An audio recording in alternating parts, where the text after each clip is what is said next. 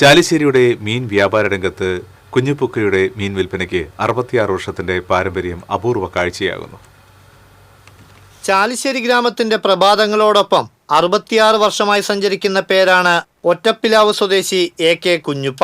ചാലിശ്ശേരിയിലെയും പരിസര പ്രദേശങ്ങളിലെയും ജനങ്ങളുടെ വിശ്വസ്തനായ കുഞ്ഞാപ്പ 77-ാം വയസ്സിലും പ്രായത്തെ വെല്ലുവിളിച്ച് മീൻ വിൽപ്പന തുടരുകയാണ്. പിതാവിന്റെ പാത പിന്തുടർന്ന് 10-ാം വയസ്സിൽ മീൻ വിൽപ്പനയിലേക്ക് ഇറങ്ങിയതാണ്.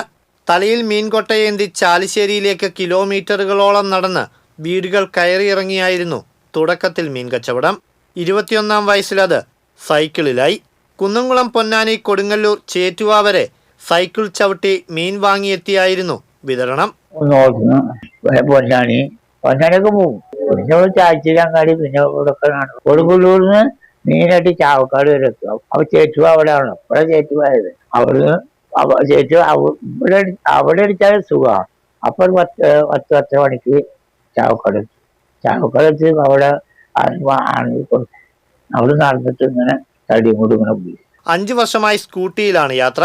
മഴയോ വെയിലോ നോക്കാതെ മുടങ്ങാതെ ചാലിശ്ശേരിയിലെത്തുന്ന കുഞ്ഞുപ്പുക്കയെ നാട്ടുകാർ കുടുംബാംഗത്തെ പോലെയാണ് കാണുന്നത്.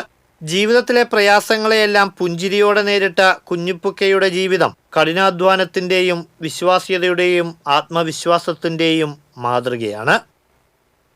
TCV കുന്നംകുളം.